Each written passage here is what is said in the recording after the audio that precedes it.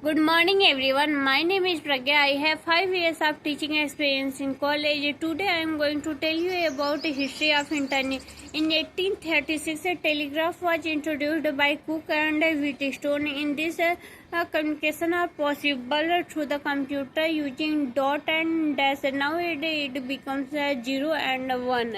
In 1858 to 1866, a transatlantic cable are introduced. It allowed direct communication in Atlantic.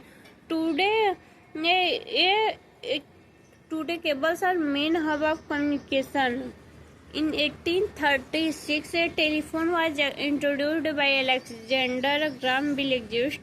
It provided a internet connection backbone nowadays, and modem provide digital to audio conversion to allow computer to connect over telephone network.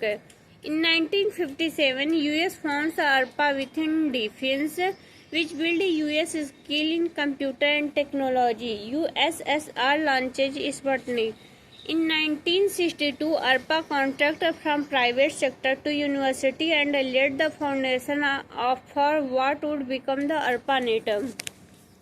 In 1962 to 1968, packet switching network developed. The internet relies on packet to transfer data. Data is split into tiny packets that may take different route to destination.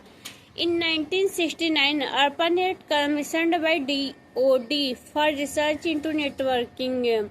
In 1971, email was invented by Ray Tomlinson and programmed to send message across the distributed network. In 1973, global networking became a reality. It connected England and Norway college. In 1974, packets become mode of transfer. Means in 1974, people started transferring through the packet. In 1977, email become reality. Means email was invented in 1971, but it was used by normal people in 1977. In 1979, News Group formed. In 1982, TCP/IP proposed for ARPANET. In 1983, name server developed. In 1984, DNS introduced. In 1987, commercialization of Internet. In 1989, first relay between a commercial electronic mail carrier and Internet.